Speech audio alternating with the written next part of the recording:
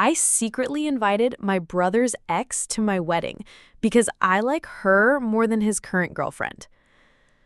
So, here goes. I, 29 female, am getting married in a few weeks to my fiancé, 31 male. My brother, 27 male, is one of the most important people in my life. Not in the we're always hugging and saying I love you kind of way, but in the we grew up in the trenches together and no one else gets our family humor kind of way. He's always been the laid-back, slightly chaotic sibling, whereas I'm more organized, type A, and the one who plans family birthdays down to the matching napkins. I've always been someone who forms deep attachments to people. And when my brother dated his ex, Anna, 27 female, she became one of those people for me. She wasn't just my brother's girlfriend, she was basically my sister. We'd hang out without him, text constantly, and she was there for me through some of the worst times in my 20s. When they broke up, it was like losing a family member.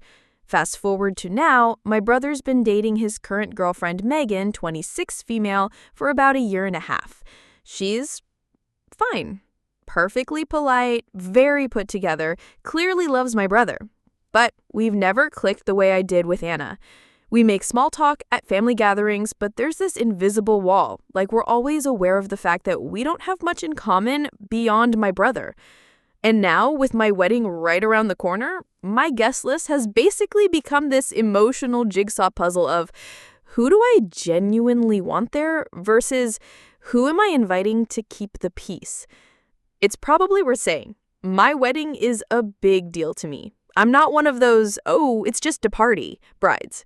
I've dreamed about this since I was a kid. The people, the music, the feeling of being surrounded by everyone who means something to me. And every time I pictured that day, Anna was there. Even when she and my brother weren't together anymore. Even after he brought Megan into the picture. I think that's where the seed of all this was planted. My brother started dating Anna when they were both 21, and honestly, she just fit with our family from day one. She had this easy laugh that made my dad instantly like her. She'd chat with my mom about recipes like they were best friends, and she could keep up with our sarcastic humor without blinking. For me, it was more than that. I'd just gone through a messy breakup around the time they started dating, and Anna was like this quiet anchor. We'd sit in my tiny apartment drinking cheap wine, watching trashy TV, and venting about life.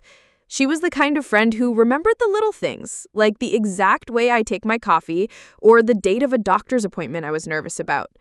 They were together for almost 5 years. She came on family trips. She spent Christmas mornings at our place. She helped me pick out my first apartment furniture. I honestly thought she was it for my brother, and I was so happy about that. Then, almost out of nowhere, they broke up. My brother was vague about it, something about different priorities and wanting different things. Anna told me later that he'd been pulling away for months and that she felt like she was the only one trying. It wasn't some explosive cheating scandal. It was just over. The breakup hit me harder than I expected. And here's the thing. I know it sounds dramatic, but I grieved Anna like you'd grieve a best friend moving across the world. We stayed in touch, not daily, but we'd meet for coffee every couple of months, text on birthdays, send each other dumb memes. It wasn't constant, but it was enough to keep that thread alive. About a year after the breakup, my brother introduced us to Megan. She's the kind of person who is always put together. Perfect nails, perfect hair, says all the right polite things. She's nice. She's fine. But I've never had that click with her. We've tried, but it's like we're on different radio frequencies. She likes designer handbags. I like thrift store finds. She's into yoga retreats. I'm into movie marathons and sweatpants. It's not a crime, but it means we don't have that same easy bond I had with Anna. Over the next year and a half, I got used to Megan being around, but there was always this unspoken tension. My mom seemed to like her well enough. My dad was friendly, but not overly warm. And my brother seemed happy.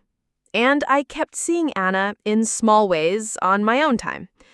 So when wedding planning started, I already knew, deep down, that leaving her off the guest list would feel wrong. But I also knew it might open a can of worms I wasn't ready to deal with. Wedding planning is this strange mix of Pinterest boards, Excel spreadsheets, and emotional landmines you don't see coming until you step right on one. At first, I was all about the fun stuff: cake tastings, dress shopping, playlists. But then we hit the guest list, and suddenly it felt like every name was a decision about my entire history with that person. My fiancé is the kind of guy who will invite literally everyone he's ever had a beer with. He's laid back, loves people, and doesn't overthink things. Me? I'm the opposite. I'm thinking about table dynamics, whether someone will get along with the person next to them, and how every guest will affect the vibe. So there I am, hunched over the laptop with my list, sipping my third coffee of the day, when I hit this mental speed bump. Anna. It's been over 2 years since the breakup. We still grab coffee sometimes. She sent us a sweet engagement card when we got engaged. And here's the thing. Every time I pictured my wedding, she was there, laughing, dancing, part of my circle. She's not just my brother's ex in my mind. She's my friend. But here's the problem. Inviting her means inviting drama. I know that. My brother might see it as disloyal. Megan might take it as a personal insult. And yet, the thought of her not being there felt weirdly sad to me.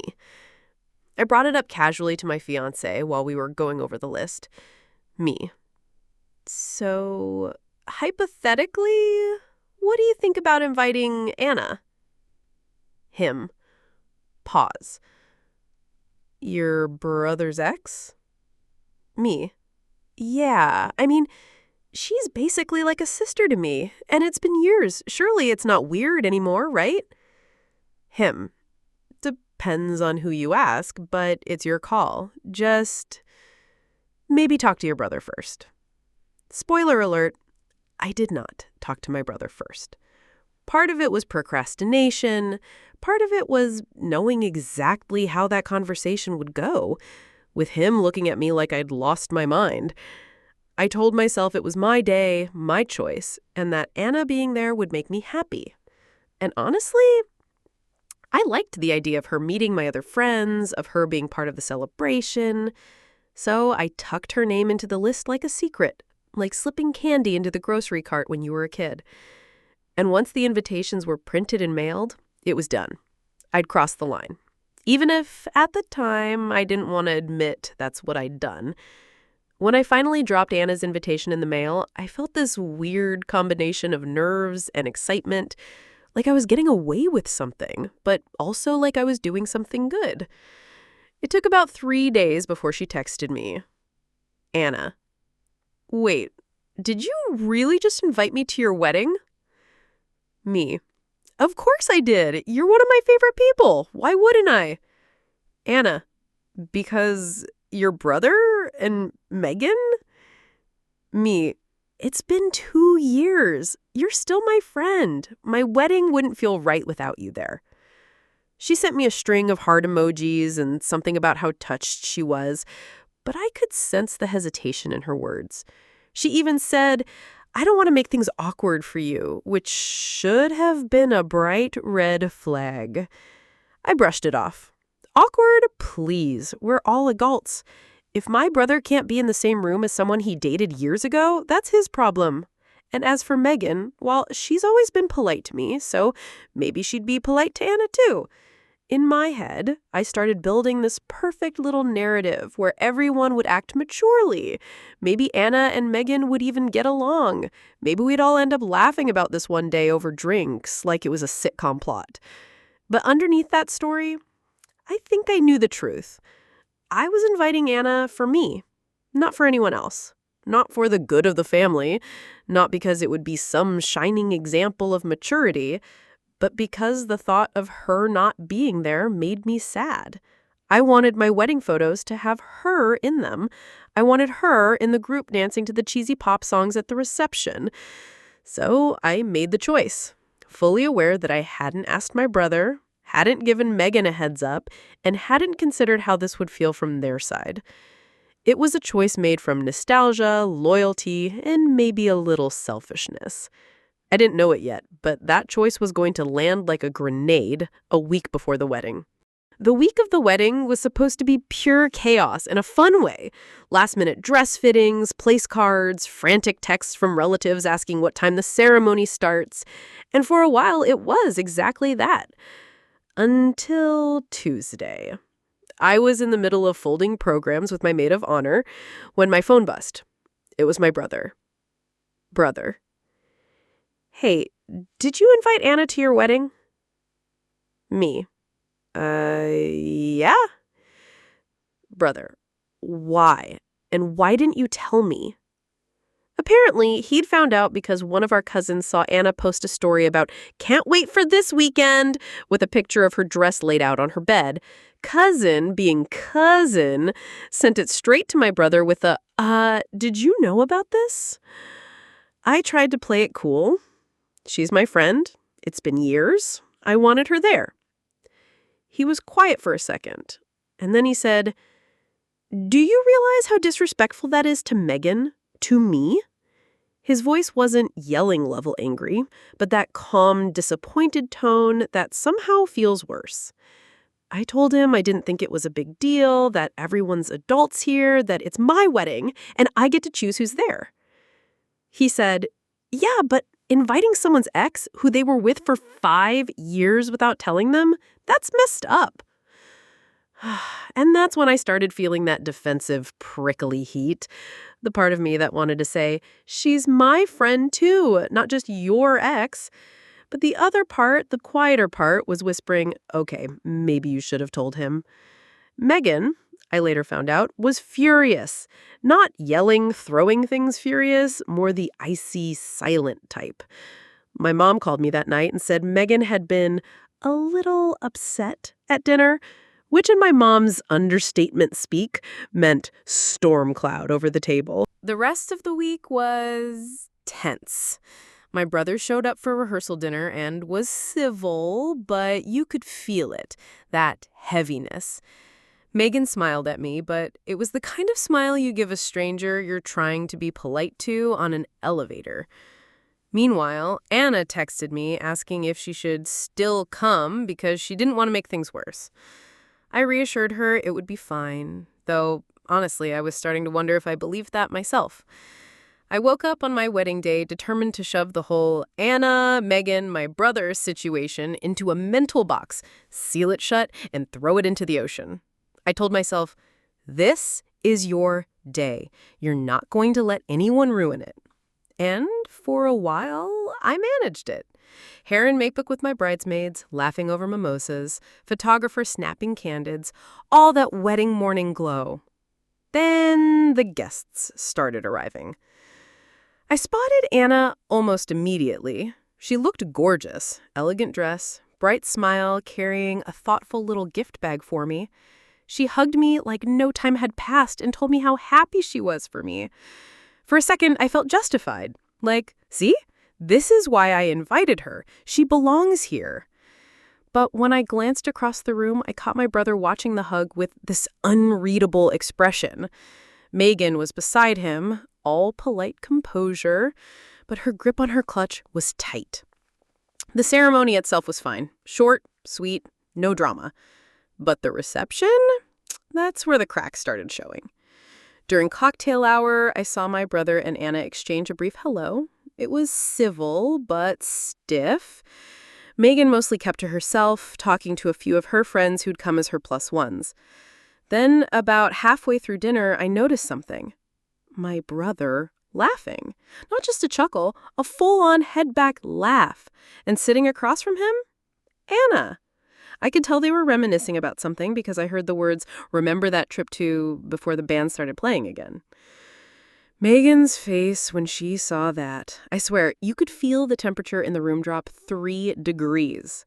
A few minutes later, she excused herself from the table and didn't come back for a good half hour. I tried to focus on my new husband, the music, the joy, but my brain kept circling back to, did I just set this whole chain reaction in motion? Later, as the dance floor filled up, I saw Megan dancing with her friends, but avoiding anywhere near my brother and Anna. My brother danced a couple of songs, then mostly stuck to the bar. Anna danced with me, my college friends, even my dad. And the truth, those moments with her were fun, but there was this low hum of guilt under all of it. By the end of the night, I'd managed to convince myself that maybe it hadn't been that bad. People were smiling, no one screamed, no drinks were thrown. But that was a very short-lived comfort, because the real fallout started the next day. The morning after the wedding, I was in that hazy mix of exhaustion and bliss. My new husband and I were curled up in the hotel room, surrounded by crumpled tissue paper from gift bags, eating leftover cake in bed. I hadn't even opened my phone yet, which in hindsight was probably the last few hours of peace I was going to get for a while. When I finally checked it, there it was, a long text from my brother. Brother, I'm happy for you, and I really did try to put my feelings aside yesterday. But I need you to know I think what you did was incredibly hurtful. You invited someone I broke up with without telling me, and it made Megan feel like she wasn't welcome. That's not okay. It put both of us in a really awkward position. I would never have done that to you. I read it 3 times, that last sentence hitting the hardest. I would never have done that to you. I typed a dozen responses, explanations, defenses, it's my wedding, she's my friend, but deleted them all. I ended up just writing, I didn't mean to hurt you. I just wanted her there because she's important to me. I'm sorry. No response. Later that day, I noticed Megan had unfollowed me on Instagram. Not a huge deal to some people, but in our family, that's like carving your name off the family tree. My mom called, carefully tiptoeing around the topic, but I could tell she thought I messed up. She said something like, I know Anna's important to you, but maybe the wedding wasn't the right time for this. My dad, on the other hand, just said, it's your day. You get to choose who's there. He'll get over it. Anna texted me, too, thanking me for inviting her and saying she had a great time, but she also admitted it was a little tense and that she felt bad if her presence caused problems. That's done. I hated that she felt like she had to apologize for just being there. The rest of that week was a mess of little things that added up. My brother skipped our casual post-wedding brunch. Megan didn't send a thank you card for the bridesmaid gift I'd given her. Petty, maybe, but noticeable. A cousin asked me at the grocery store, so, how's the family drama? Like it was a soap opera they were following. By the time my husband and I left for our honeymoon, I had gone from feeling defensive to feeling uneasy. Like maybe I'd pulled a thread without realizing it, and now the whole sweater was coming undone. It's been a couple of weeks since the wedding now, and the initial whirlwind of photos, thank you cards, and leftover champagne has started to fade.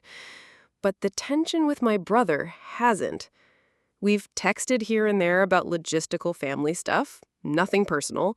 No memes, no casual, hey, saw this and thought of you. Just stiff, functional exchanges. Megan hasn't reached out at all. I keep replaying my decision in my head. Like if I look at it from enough angles, I'll find a version where I was completely justified. And sometimes I do convince myself, she's my friend. It's my wedding. I'm allowed to have the people I love there. That's the whole point. But then I imagine the reverse. What if my brother had invited one of my exes to his wedding, someone I'd been serious with, someone I'd broken up with on difficult terms, without telling me? And what if that person had been laughing and reminiscing with my friends at the reception while I sat there, feeling like a guest in my own circle? Yeah, I wouldn't love that. The truth is, I think I made this decision with my heart and completely skipped the part where I think about how it would land for other people.